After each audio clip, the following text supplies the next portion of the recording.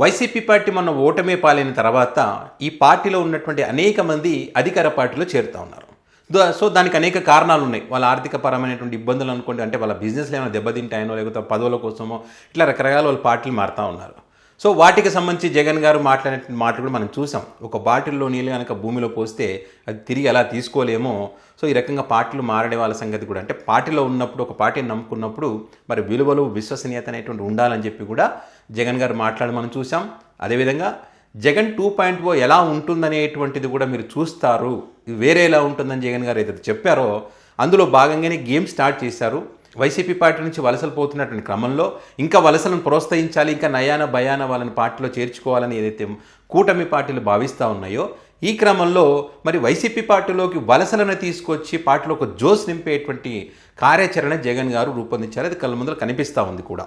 ఇప్పుడు కాంగ్రెస్ పార్టీలో senior leader అనేటువంటి వ్యక్తి, మంత్రిగా పనిచేసినటువంటి వ్యక్తి, పార్టీ అధ్యక్షులుగా పనిచేసినటువంటి వ్యక్తి, మరి ఆంధ్ర ఉద్యమంలో కీలకంగా పనిచేసినటువంటి వ్యక్తి శైలజనాథ్ గారు ఈరోజు వైఎస్ఆర్ కాంగ్రెస్ పార్టీలో చేరడం జరిగింది.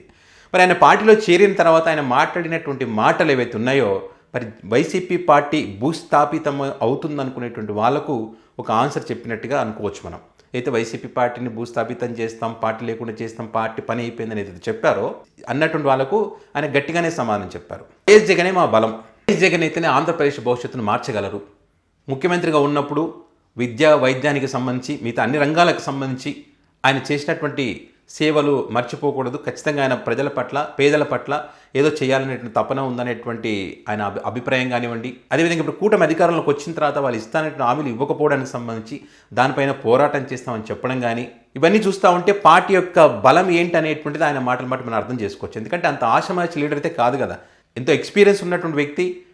మరి ఆ బలహీనమైనటువంటి పార్టీలు చేరే అవకాశం ఉంటుందా? మరి ఇప్పుడు బలమైన పార్టీలు అని చెప్తా ఉన్నారు కదా, బలమైన పార్టీలు అని చెప్తూనే కూటమిగా కలిసినటువంటి బీజేపీ, టీడీపీ, జనసేన పార్టీలో మరి ఆయన చేరే అవకాశం ఉన్నా కూడా ఎందుకు చేరలేదంటే, భవిష్యత్తు ఏ పార్టీకి ఉంటుంది, ఏ పార్టీ భవిష్యత్తులో మనుగడ సాగిస్తుంది అనేటువంటి ఒక ఉద్దేశంతోనే ఆయన నిర్ణయం తీసుకున్నారనేటువంటిది ఆయన మాటలను బట్టి మనం అర్థం చేసుకోవచ్చు. ఎందుకంటే జనసేన, టీడీపీ, బీజేపీ పార్టీలు అనేటువంటివి ఇప్పటికీ 8 నెలల కాలంలోనే వాళ్ళు ఆధిపత్య పోరు పెరిగిపోయింది, ఒకరి మీద ఒకరు దూషణలు చేసుకుంటున్నారు, కుట్రలు వెన్నుపోట్లు పొడుచుకునేటువంటి పరిస్థితి వచ్చింది. వాళ్ళ మాటలను బట్టి చూసి అర్థమవుతుంది కదా.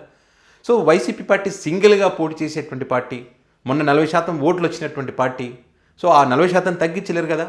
సో దీన్ని ఇంకా పెంచుకునేటువంటి ప్రయత్నం జగన్ గారు చేస్తూ ఉన్నారు. సో ఇట్లా బలమైనటువంటి నాయకులను తన పార్టీలోకి తీసుకొచ్చుకొని, ఎందుకంటే మొన్నటి ఎన్నికల్లో ప్రయోగాలు చేశారు, పేదలకు టికెట్లు ఇవ్వాలి, సామాజిక సమీకరణాలని రకంగా కొంత ఇబ్బంది పడ్డటువంటి పరిస్థితి. ఆ తప్పులను సరిదిద్దుకొని నియోజకవర్గాల్లో బలమైనటువంటి లీడర్లను తీసుకొని సమన్వయపరుచుకుంటూ పార్టీని అధికారంలోకి తీసుకొచ్చేటువంటి ఒక కార్యాచరణ, అందులో భాగంగానే ఈ వలసలు. అయితే మరి శైలజనాథ్ ఒక్కరే కాదు, ఇంకా చాలామంది కూడా వైసీపీ పార్టీలోకి రావడానికి సిద్ధంగా ఉన్నారు. అంటే గతంలో కీలకంగా పనిచేసినటువంటి వ్యక్తులు, మంత్రులుగా పనిచేసినటువంటి వ్యక్తులు, నియోజకవర్గాల్లో పేరున్నటువంటి నాయకులు కానీ రాష్ట్ర వ్యాప్తంగా మంచి పేరున్నటువంటి నాయకులు కూడా వైసీపీ పార్టీలో చేరేటువంటి అవకాశం ఉంది. అందులో కొంతమంది పేర్లు కూడా ఇప్పుడు తెర మీదకి వచ్చాయి. హర్ష కుమార్ గారు ఖచ్చితంగా వైసీపీ పార్టీలో చేరబోతున్నారు. ఆయన ఇప్పటికే వైసీపీకి అనుకూలంగా మాట్లాడుతూ ఉన్నారు. అదేవిధంగా రఘువీరారెడ్డి గారు గతంలో మంత్రిగా చేసి ఉన్నారని, చాలా సీనియర్ మంత్రి ఆయన. సో ఆయన కూడా పార్టీలో చేరేటువంటి అవకాశం ఉంది. సో వయసు రీత్యా పోటీ చేయకపోయినప్పటికీ కూడా ఆయన పార్టీకి అయితే ఉపయోగపడతారు, ఆయన మాటలు కానీ, ఆయన సీనియారిటీ కానీ. ఎందుకంటే రఘువీరారెడ్డి గారికి సంబంధించి నేను కల్లారా ప్రత్యక్షంగా చూసింది, మడకశిర నియోజకవర్గంలో నేను ఎన్నికల టైంలో తిరిగినప్పుడు ఖచ్చితంగా ఈ ప్రాంతాల్లో అంతటి కూడా మడకశిర నియోజకవర్గంలో కానీ మిగతా నియోజకవర్గాల్లో రఘువీరారెడ్డి గారి ప్రభావం ఖచ్చితంగా ఉంటుంది. ఆయన చెప్తే, ఎవరికి చెప్తే వాళ్ళకు ఓట్లు వేసేటువంటి అవకాశం ఉంటుంది అనేటువంటి అభిప్రాయాలు నేను ఆ ప్రజల ద్వారా నేను వినడం జరిగింది. సో ఖచ్చితంగా అలాంటివి వ్యక్తుల పార్టీలోకి వస్తే వైసీపీ పార్టీకి బలం వచ్చేటువంటి అవకాశం ఉంటుంది.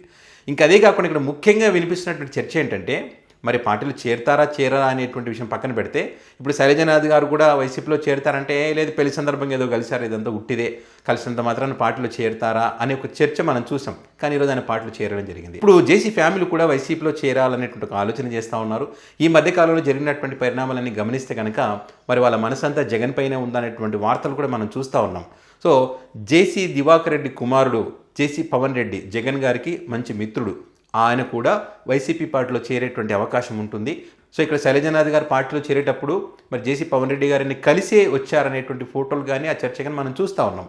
సో ఈ క్రమంలో వాళ్ళు కూడా వైసీపీ పార్టీలో చేరడానికి అవకాశం ఉంటుంది అని చెప్పి ఒక చర్చ అయితే గట్టిగానే వినిపిస్తూ ఉంది. ఎందుకంటే ఇప్పుడు జరిగినటువంటి పరిణామాలు ఒకసారి గమనిస్తే కనుక, ఇప్పుడు గతంలో తాడిపత్రి మున్సిపల్ చైర్పర్సన్ సంబంధించి జగన్ గారికి అవకాశం ఉన్నా కూడా అప్పుడు ఎలాంటి గొడవలు లేకుండా ఆ పదవి మున్సిపల్ చైర్ పదవి అనేటువంటిది జేసీ ప్రభాకర్ రెడ్డి గారికి ఇవ్వడం జరిగింది. అప్పుడు వాళ్ళు అధికారంలో ఉన్నారు, ఏదైనా చేయొచ్చు. జేసీ ప్రభాకర్ రెడ్డి గారు అదే చెప్పారు, జగన్ తలుచుకుంటే ఇది పెద్ద మ్యాటర్ ఏం కాదు, కానీ వాళ్ళు ప్రశాంతంగా ఎన్నిక జరిగే విధంగా సహకరించారని చెప్పి ఆ రోజు చెప్పడం జరిగిందండి. సో వాళ్ళ మీద సాఫ్ట్ కార్నర్ ఉందనేటువంటి ఒక అభిప్రాయం అయితే ఇప్పుడు వినిపిస్తూ ఉంది. సో అదే కాకుండా ఇప్పుడు అధికారంలో ఉన్నటువంటి కూటమి మరి అధికార పార్టీలోనే జేసీ ఫ్యామిలీ ఉన్నప్పటికీ కూడా వాళ్ళ బస్సులకు సంబంధించి ఏ రకంగా జరుగుతుందో మనం చూసాం. ఆదినారాయణ రెడ్డికి జేసీ ఫ్యామిలీకి ఏ రకంగా జరుగుతుందో మనం చూస్తూ ఉన్నాం. ప్రతిదీ కూడా ఈయనకు వ్యతిరేకంగానే జరుగుతూ ఉంది. ఈయన కొంచెం తగ్గించేటువంటి ప్రయత్నం చేస్తూ ఉన్నారు.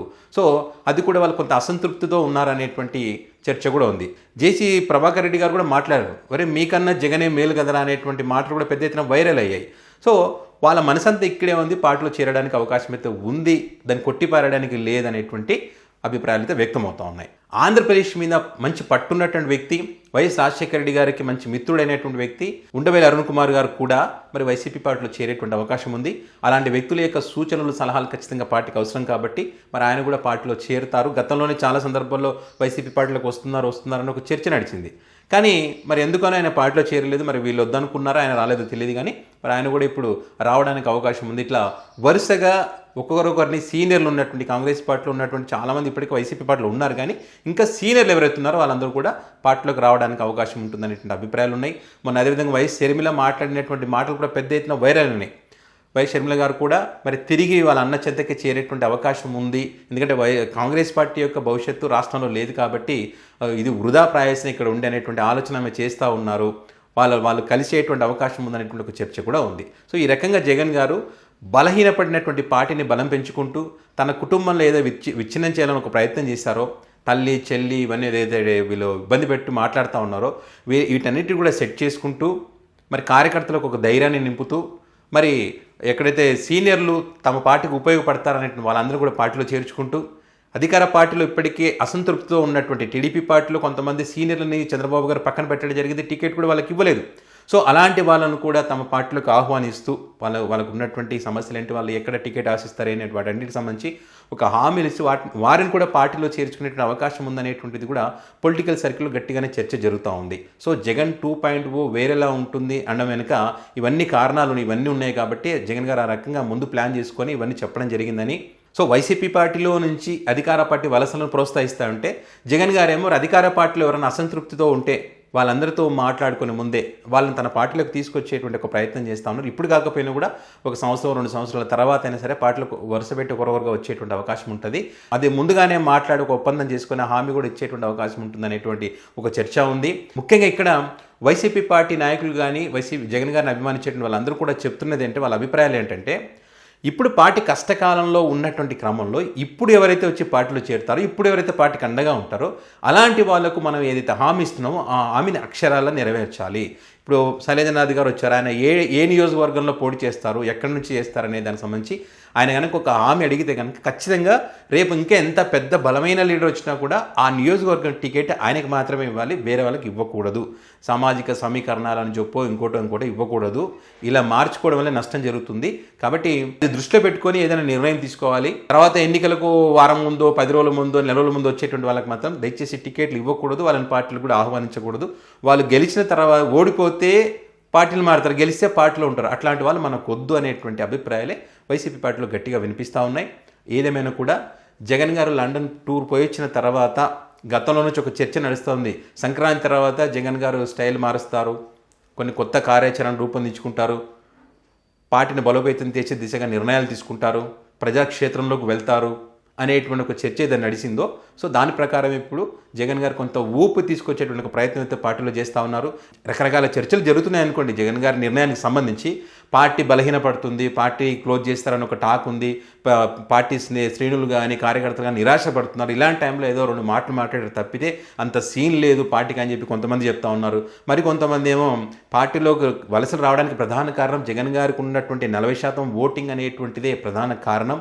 ఇక్కడ సీట్లు తక్కువ వచ్చి ఉండొచ్చు, కానీ సింగిల్గా పోటీ చేసి 40% ఓట్లు తెచ్చుకున్నారు కాబట్టి భవిష్యత్తులో వైసీపీ పార్టీది హవా ఉంటుంది, ఇందులో ఏమాత్రం డౌట్ లేదు. ఎందుకంటే ఇప్పుడు ఉన్నటువంటి కూటమి పార్టీల మధ్య సఖ్యత లేదు కాబట్టి జగన్ గారితో ఉంటే భవిష్యత్తు ఉంటుందని నమ్మకంతోనే పార్టీలు చేరుతూ ఉన్నారనేటువంటి అభిప్రాయాలు కూడా ఉన్నాయి. సో ఇట్లా రకరకాల అభిప్రాయాలు జరుగుతున్నటువంటి క్రమంలో మరి చూద్దాం, జగన్ గారు చెప్పినట్టు జగన్ 2.0 వేరేలా ఉంటుందన్నారు కదా, మరి అది ఎలా ఉంటుంది, ఇంకా ఎలాంటి చేరికలు ఉంటాయి, ఎవరెవరు పార్టీలు చేరేటువంటి అవకాశం ఉంటుంది, లేకపోతే శైలజనాథ్ గారితో ఆగిపోతుందా అనేది మాత్రం రానున్న రోజుల్లో తేలుతుంది. సో దీనికి సంబంధించి మీ అభిప్రాయాన్ని కామెంట్ రూపంలో పెట్టండి.